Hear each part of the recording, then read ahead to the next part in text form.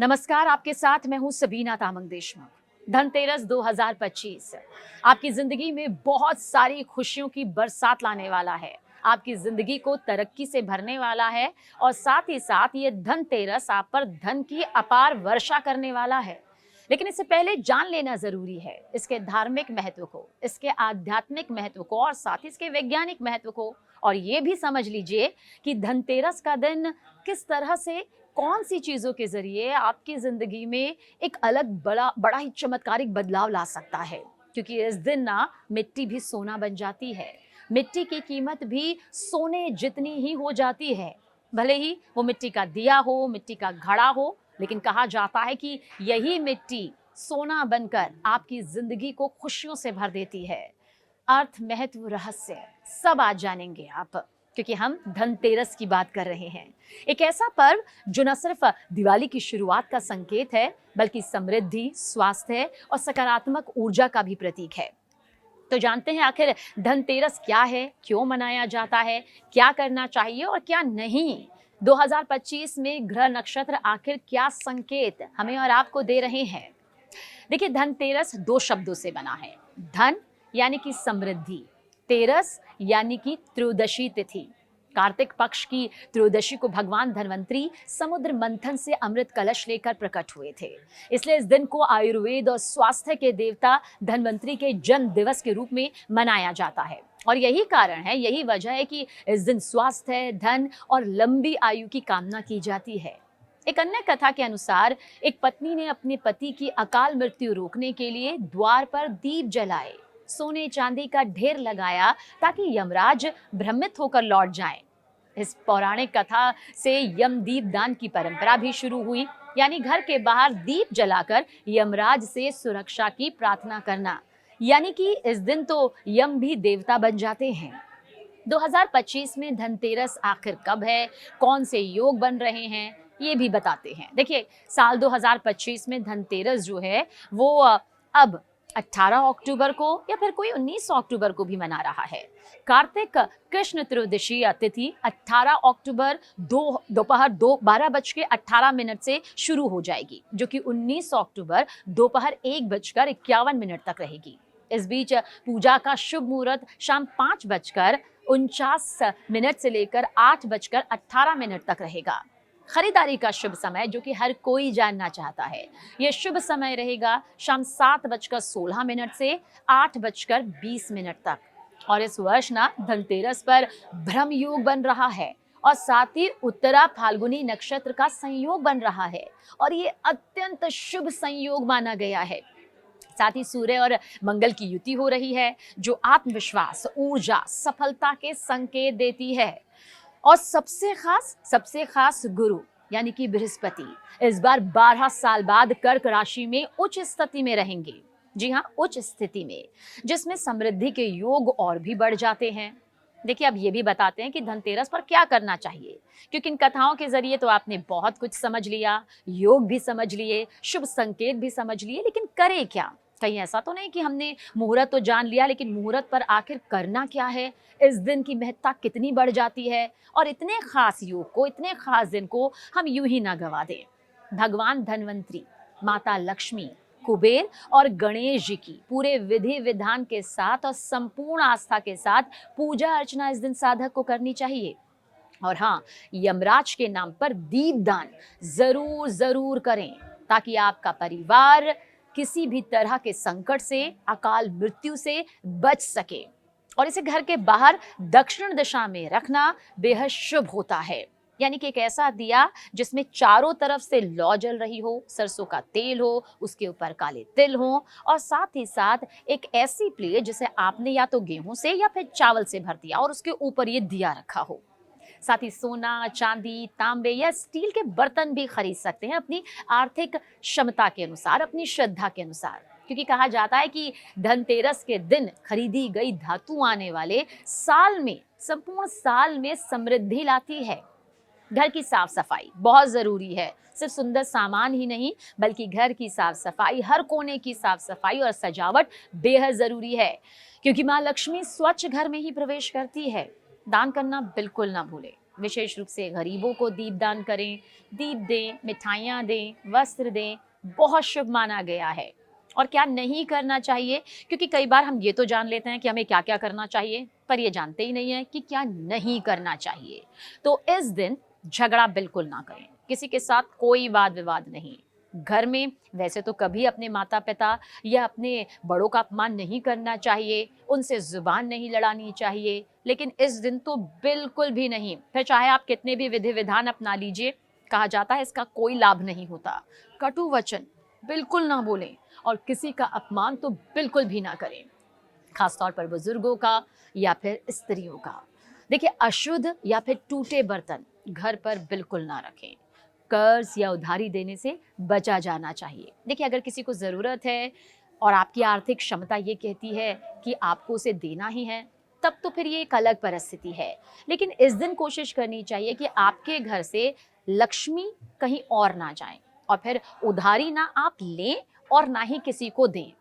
और हाँ, अंधविश्वास या किसी भी तरह के भय में ना पड़ें, क्योंकि इसका फायदा उठाकर कई बार इंसान अपना खुद ब खुद बहुत बड़ा नुकसान कर लेता है। क्योंकि धनतेरस का जो भाव है ना, वो सकारात्मक ऊर्जा को अपनाने का है। धार्मिक महत्व धनतेरस दिवाली का आरंभिक पर्व है।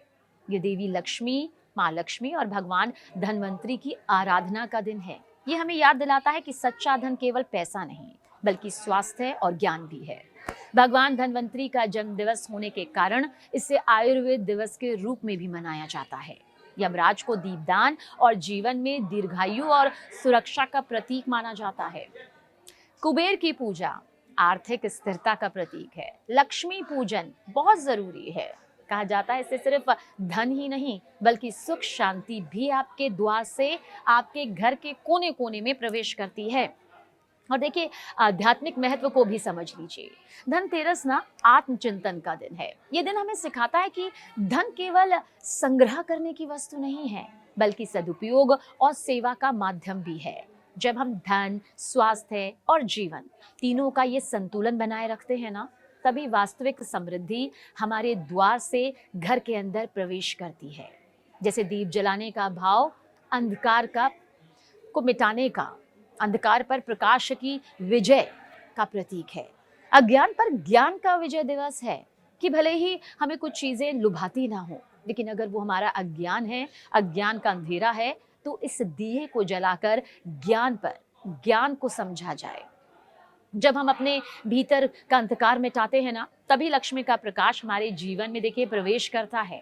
अब आप कहेंगे कि धार्मिक और आध्यात्मिक महत्व तो समझा दिया, लेकिन वैज्ञानिक महत्व क्या है? तो वैज्ञानिक दृष्टि से देखें तो धनतेरस और दीपावली के समय मौसम बदल रहा होता है। बरसात के बाद ठंड का आरंभ हो जाता है और इस मौसम में शरीर में संक्रमण का जो खतरा है ना, वो भी बढ़ता है। इसलिए प्राचीन काल में लोग आयुर्वेद, सफाई और धातु के उपयोग को बढ़ावा देने के लिए धनतेरस मनाते थे।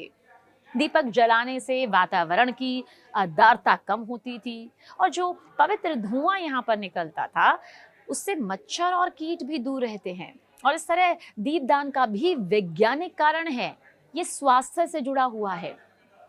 धातु खरीदने का भाव जैसे कि वस्तुओं की शुद्धता और उपयोगिता का ये प्रतीक है, जो समय के समाज में स्वास्थ्य संरक्षण का तरीका है।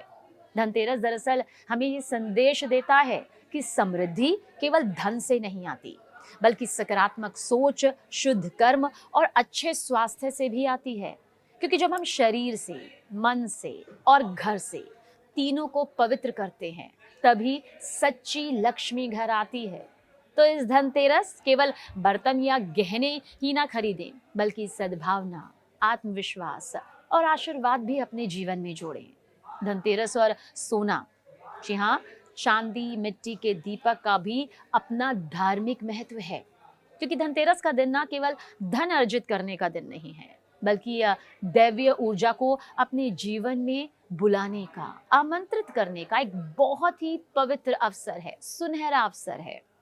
क्योंकि इस दिन जो भी आप वस्तुएं खरीदते हैं, खरीदी जाती हैं, सोना, चांदी और मिट्टी के दीपक, वो तीनों त्रिवद समृद्धि का प्रतीक है, भौतिक, आध्यात्मिक और आत्मिक। सोने का महत्व, सोना हिंदू धर्म में लक्ष्मी का स्वरूप माना गया है। ये शुद्धता, स्थायित्व और उन्नति का प्रतीक है। वैसे ही धनतेरस के दिन सोना खरीदना देवी लक्ष्मी को घर में आमंत्रित करने के समान माना जाता है।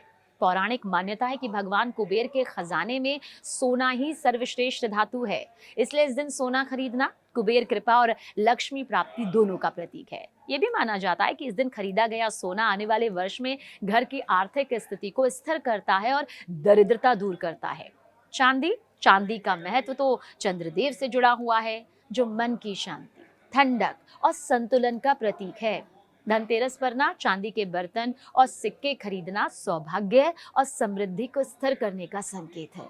लोग इस दिन लक्ष्मी गणेश की या चांदी की प्रतिमाएं या सिक्के खरीदकर पूजन करते हैं, ताकि धन के साथ मानसिक शांति और सौभाग्य भी घर में बने रहे। चांदी ये भी दर्शाती है कि धन के साथ विनम्रता और संतुलन बनाए रखना चाहिए। जैसे चांदी की चमक सौम्य होती है, वैसे ही जीवन में नम्रता होनी चाहिए। मिट्टी के दीपक को समझ लीजिए, क्योंकि इसका महत्व बहुत पवित्र है। मिट्टी का दीपक इस पर्व का सबसे, जी हाँ बिल्कुल सही सुन रहे हैं, सबसे पवित्र प्रतीक है। ये हमें याद दिलाता है कि असली प्रकाश बाहरी नहीं, बल्कि भीतर के अंधकार को मिटाने से आता है। धनतेरस की रात को यमराज के नाम से घर के बाहर दीप जलाना यम दीपदान कहलाता है। ये दीपक मृत्यु, भय और दुर्भाग्य से रक्षा का प्रतीक है। मिट्टी का दीपक जो होता है वो पृथ्वी तत्व का प्रतिनिधित्व करता है, जो हमें विनम्रता और स्थिरता सिखाता है। जब दीप जलता है तो ये संदेश देता है कि धन का वास्तविक अर्थ केवल संग्रह करना नहीं, बल्कि प्रकाश फैलाना है। इतना कहा जा सकता है जाते जाते कि धनतेरस पर सोना चांदी जरूर खरीदें, लेकिन इसके साथ साथ मिट्टी का घड़ा, मिट्टी का दीपक भी जरूर अपने घर लाएं और अपने जीवन में प्रकाश फैलाएं, क्योंकि ये तीनों मिलकर हमें सिखाते हैं धन अर्जित करो, संतुलन बनाए रखो और अपने प्रकाश से दूसरों का जीवन भी रोशन करो। यही है धनतेरस का सच्चा और धार्मिक, आध्यात्मिक, वैज्ञानिक संदेश। धन में श्रद्धा हो, दीप में विनम्रता हो और जीवन में प्रकाश हो। आप सभी दर्शकों को न्यूज़ 18 इंडिया की पूरी टीम की तरफ से धनतेरस की हार्दिक शुभकामनाएं। आपका जीवन धन, स्वास्थ्य और प्रकाश से यूं ही उज्जवल रहे, आपका भविष्य चमकता रहे।